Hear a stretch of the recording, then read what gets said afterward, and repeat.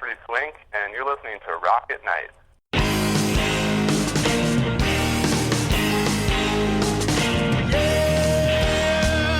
Yeah, are you ready? Hey, tonight I'm gonna take you on a little trip. We're going down south by the mighty Mississippi. I'm gonna take you to a place where lights never dim. Bring your mother, your brother, and your best friend. I'm gonna show you where they dance out in the street. They'll tell you all about your body heat. Not gonna talk about it, just gonna do it. Get on down if you feel up good. Now get on down. Hi. How's it going? It's going fine. Where are you located right now? I'm in New York right now. Oh, okay. You are in New York. Yeah. Because I know the band is from there, but I guess you guys are going to be touring soon? Yeah, we're going to be on the West Coast in September, in the second half of September. We're going to be down starting in Portland and then working our way all the way south to probably LA and then back up to the Bay Area to close out the tour. Have you toured before?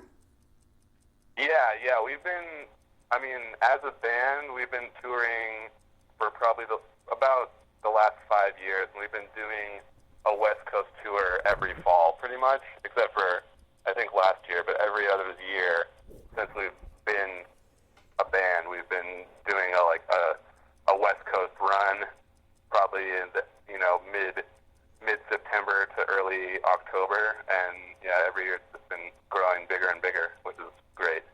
Is there a reason that you go to California and Oregon and all that? Well, most of the band originally is from the West Coast, so when we were first starting out, it was easy to book shows just based on connections that we had in California and Oregon and Washington, but we also tour on the East Coast, and we've been working our way out into the Midwest over the past year as well, so we've been touring all over the place, but right now the only one on the horizon is the West Coast. Okay. So. Let's talk about the band and how it got started. I understand that you play the keyboards. I do. I play mostly organ now, and also some synthesizer in the group. So. And the band started around what, 2012? Well, it's funny because our guitarist Matt Gibbs actually started a band with a similar name while he was in high school, and then when he moved out to Boston to go to college, he just took the name with him.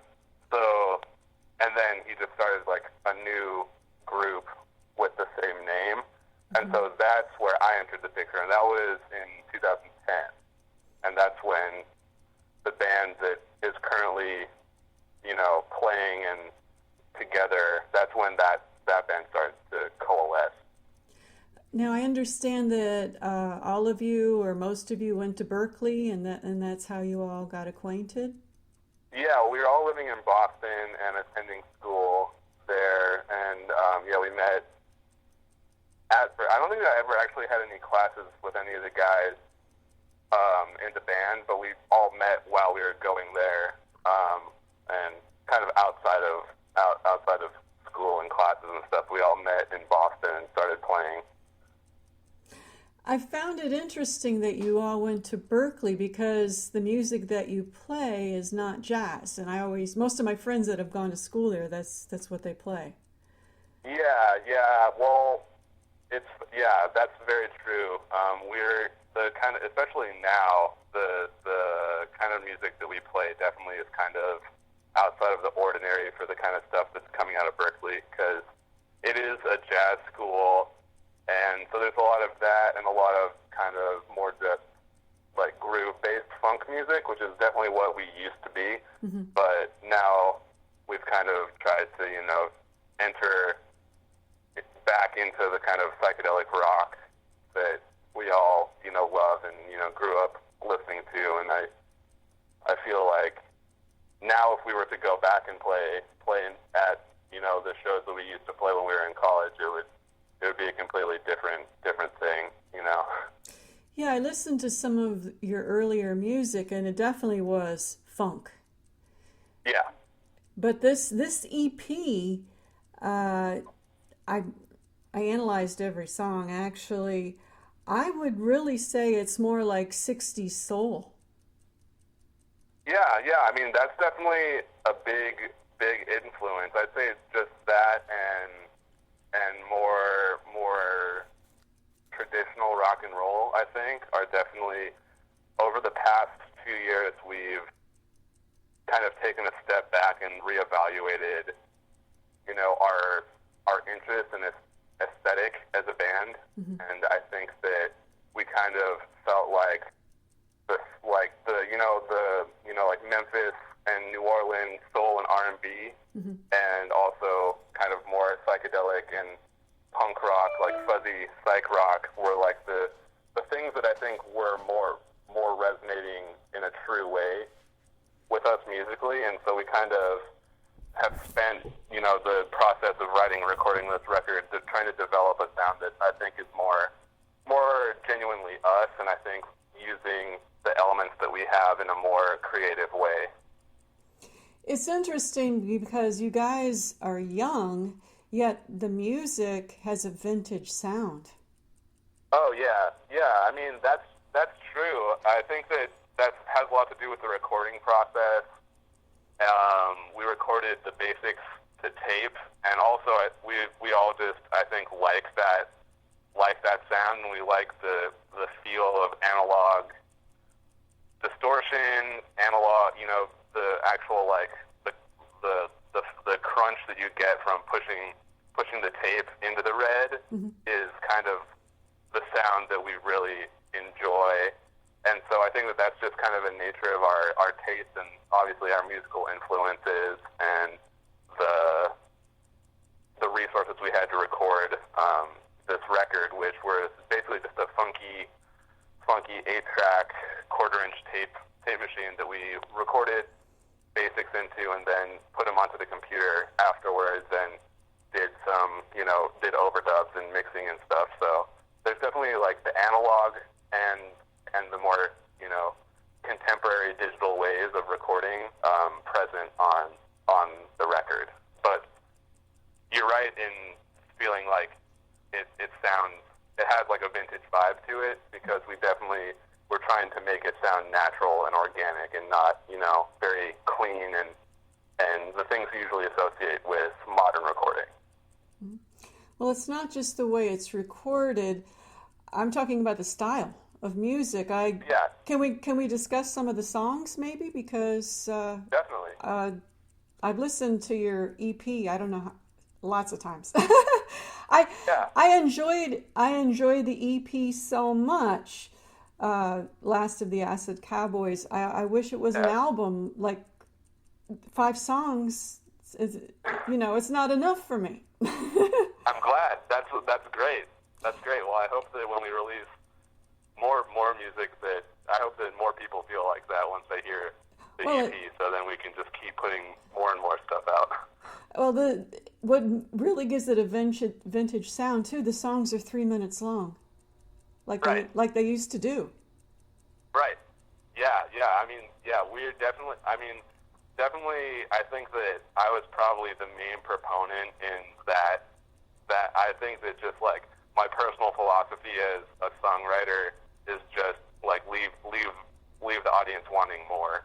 So I think that I'm definitely drawn to the challenge of making a song that's short, between 2.5 and 3.5 minutes. I think the longest song is like a little over 4 minutes on the EP, but the others are all between 2.5 and 3 minutes. And there's like a challenge there in making a song that is engaging, but also, just like is to the point. And I think that, the music, Stax Records, that's what all those songs had to fit on a 45. And exactly. So they're only 3 minutes long, and they're still great songs. And I think that they have so much replay value because they don't have enough time to get boring. Like there's so many examples of Otis Redding songs, or even like same in the rock and roll that we love too, like Sam and Dave, stuff like that. Sam and Dave.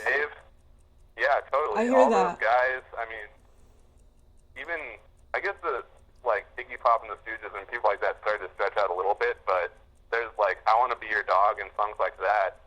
They're only like 2.5 minutes long, and so I'll just keep playing the same song all day long because it's just short and exciting. And yeah, so you're definitely right that that's an influence from the soul and older records. Well, the song with the real vintage feel is "Don't Give Up Your Mind." Yeah, it's funny because that's one of the older. That's probably the oldest song out of the entire stock of. We recorded 16 songs when we went into the studio, and a lot of them were pretty new that we'd like written for this project. But "Don't Give Up Your Mind" is actually a track that we recorded 4 years ago and didn't like because of the way we produced it and the arrangement, and we kind of brought it back after kind of leaving it on the shelf for a couple years and not really even performing it out anymore. And when we were working on this record, we were like, hey, well, maybe we can try to, put some new mojo on this track. And so we kind of, stripped it back and made it really kind of open and more. It's probably the most delicate song on the EP and most soulful, definitely. And so we kind of were just like, we got to do this song that what it's calling for, and what it was calling for was more of like the Willie Mitchell style, Memphis production with the horns that were still there's like grit there, but it's also very sweet and kind of loving. It does have that kind of slow dance appeal to it. Yeah, well, because the other songs, there's so much rock on the record too that I feel like it's nice to have a little break from the chaos where people can kind of cool out a little bit, and it's nice to have like that one and Moon Eclipse the Sun have a little bit of a slower tempo, and people can kind of just groove to it. And I think that it's nice to have that balance between the more straightforward rock and roll songs and the songs that have a little bit more of the danceability factor, like the dance factor, where people can just kind of like shake their hips and get a drink, Well, the whole EP is very danceable. I mean, but I understand where you want to slow down. It's funny, when I listen to "Don't Give Up Your Mind," I think of the movie The Commitments. Okay. And the music from The Commitments, which was 60s, obviously. Yeah. And with the whole brass horn section, I don't know if you're familiar with a band called Here Comes the Mummies. If you're not, look them up. Here Comes the Mummies. Oh. They dress up like mummies. That's awesome. But the reason they do that is they're incognito. Nobody knows who they are. Yeah. They're Nashville famous studio people that for contractual reasons are not allowed to play outside of their contract. So they're working around that by dressing up incognito. That's amazing. Look them up. They play mostly in the Midwest. Here Comes the Mummies. The music is very double entendre, and they use a lot of horn. But it made me think of that. And I really like that a lot. The first song, the Moon Eclipse song, was it Moon Eclipse of the Sun? To me, sounds kind of like Black Keys, which they have a retro song. I've actually, since it's come out, people have been saying that a lot, which I only take as a compliment because I really wasn't conscious of that when Matt brought the song to the band or when we were working on it. But I'm glad because I think that especially the early Black Keys records, when I was growing up, I'd play those Tullahoma and Freakness and all those records definitely are part of my my growing up, and I loved them. I loved the White Stripes. I loved that kind of garage revival that happened in the mid 2000s when all those bands started getting back into those long forgotten blues guys and stuff, and kind of bringing that to because I was probably the influence, from your earlier years. Oh yeah. When I was in 6th grade, I remember buying the album, the White Stripes record. I love that. Yeah. Having my mind blown by that record, and then shortly after that, discovering the Black Keys, because they were still on Fat Possum Records, and they were just playing like little dive bars still, and they came through my hometown. And I wasn't able to go because I was underage, but I remember seeing the posters around, and then going and buying the record in the record store, and being like, oh my God, these guys are like they're like the White Stripes, only even bluesier. Yeah, exactly. Especially those early records where it's just, the two of them, and it's super gritty, probably recorded just like on a, 4-track or something. That was my entire life in high school. So Well, glad that people are kind of making the correlation without being like, this is a ripoff, but more like, right. No, like this is like in the same vein as that. Which is it's not a ripoff because the Black Keys people could be saying they're ripping off. You know what I mean? Yeah. It's silly to it's music 60s, is 50s, just like one 60s. big long river, and everyone's just diving in. So Some of your music made me think of the Heavy, the band. They use a lot of Yeah. brass. I love the Heavy. Let's see. Let's go down. Your Bloody Bloody song, the second one. really nice. To me, it sounds like British mod music. Okay, yeah, I get that for sure. You've got, and I'm glad I'm talking to you because you're the keyboard or organ guy. Do you play actually a B3? Huh? Do you play a B3 Hammond by chance? No. Well, it's funny on the earlier Evolfo stuff, I used to play like more like B3 or like Hammond sounding organs. Now I pretty exclusively play combo organs, which is more like the rock and roll organ sound, like Farfisa. Like a Fender Rhodes kind of Yeah. sound, whatever. It's like the organ equivalent of like a Fender Rhodes. It's like they're often like smaller and a lot funkier than the B3, and I play through a guitar amp, not a Leslie, so there's none of the rotary sound. It's just vibrato that's built into the organ, the organ, and it's all electronic. So it's kind of like a weird. You can get like weird, almost guitar sounds and almost synthesizer sounds sometimes, and then also more classic organ sounds, which I like. Yeah, I do too. I think of like Billy Preston. He always would give the songs that kick, and the keyboard and all the songs to me gives it the kick. There's a riff. There's a chord progression. You do like kind of the 60s chord progressions and a riff. Yeah. And mod music, that's the 60s British invasion. Oh, I hear that. Absolutely. Yeah, in the mod stuff, and also in like early like bands like Quicksilver Messenger Service and the 13th Elevators, and I guess the Doors are an obvious example, but I wouldn't say that the Doors are like a huge influence on my organ playing. It's definitely more like the more like fuzzy psych bands.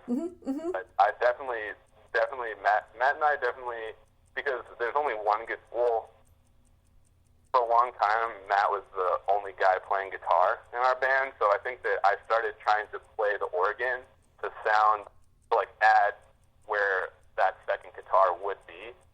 And so I started kind of approaching it in a more, not like primitive way, but in a more aggressive way than like a normal keyboard player would. Because I think a lot of the times organ guy, like the normal role for an organ player in a band is just to like play chords and then like do like the really high like wailing notes and stuff, especially in like more like soul and funk stuff. But I try to make the parts work either with the guitar or kind of in response to the guitar parts, so that it doesn't feel cluttered or like I'm just doing, I don't know. I don't want to ever feel like my playing is just trying to like do the like kind of tropes of the genre. Well, that's where the progressions come in because Right, you're doing the rhythm. Yeah, You're doing the rhythm with what the guitar would do. exactly, yeah. Yeah. And sometimes playing stuff like with the guitar is a lot more powerful than if we were all doing our own thing, you know, to just have like that riff really be like the focal point and like fit really nicely. It takes that power of both of us doing it, not just the guitar. If I was just playing chords or, you know, doing something else. Well, if you think about, I love the Cars, the 80s sound of the Cars. If you didn't have the riffs in there of the keyboard, Greg, I forgot his last name, but he went to Berkeley too. Right, yeah. It wouldn't be the same. Greg, do you remember his last name? The Cars, Yeah. Greg. It's on the tip of my brain, but he went to Berkeley too. I met him. Wake up in the middle of the Greg Hawkes. That's it. Yeah, and his little keyboard riffs are what I remember when I would hear the Cars. Well, thank you. Yeah, I think that the Cars and Devo and those kind of like new wave bands. B-52s. I hear a lot of B-52s. Yeah, the B-52s. Because it's fun because I think that, and like the Talking Heads also, they're bands that you can dance to, but they also have kind of the like punk rock ethos. So I think that's like something that we strive for, like being able to, like, you can still dance, but it's also like very kind of like emotional and it's aggressive, rebellious undertone to it.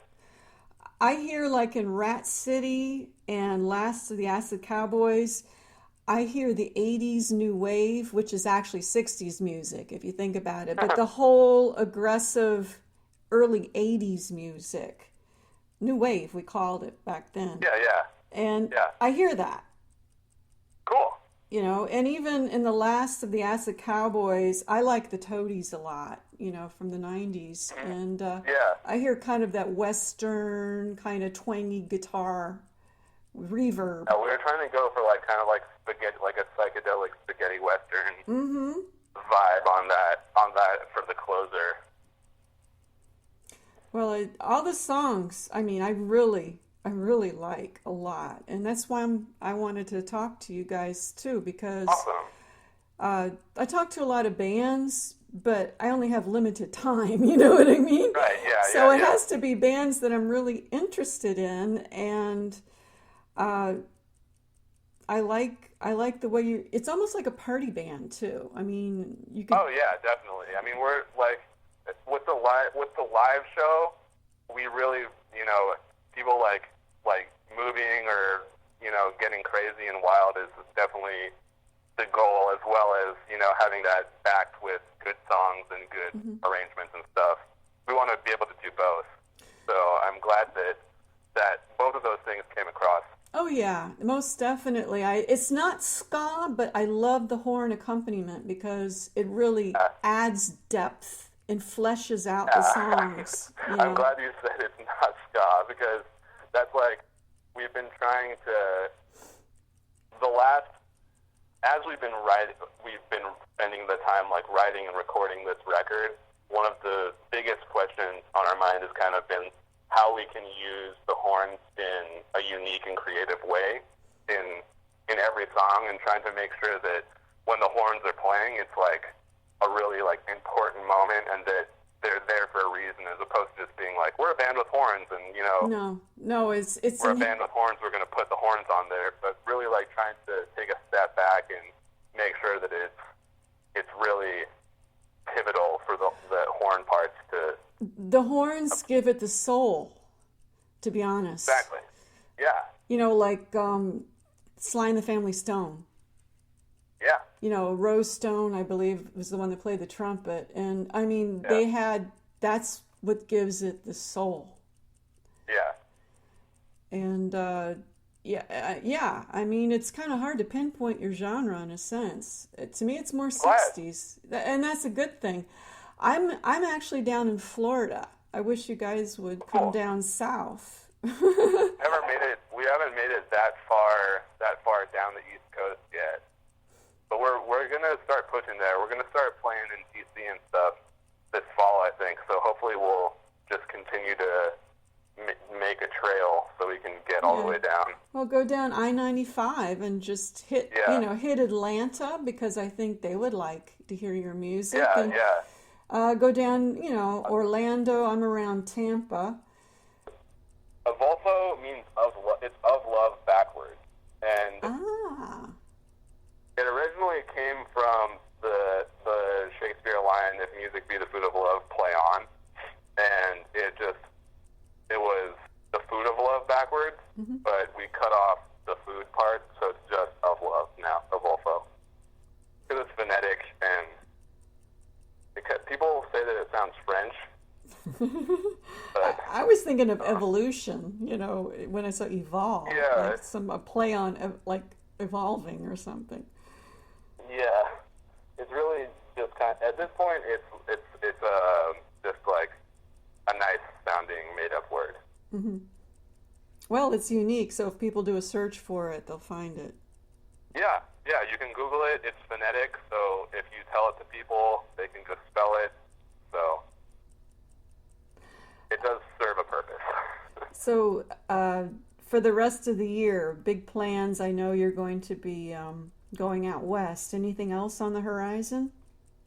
I think that after that, we'll be back on the East Coast, continuing to play shows up and down the Eastern Seaboard. We're talking about trying to get week or 10-day long East Coast tour later on in the fall / early winter, and then we'll just be gearing up for the spring, because we're going to be releasing the second part of this recording stuff that we've done in the spring. So we're just going to be finishing up the final stuff for those tracks, and then releasing more music and more touring probably. So just trying to stay busy and keep playing, and sounds good to me. Getting the music out there. You're listening to Rock at Night. Thanks for the intro melody. It's called Get On Down by Billy Bass Alford. Thanks.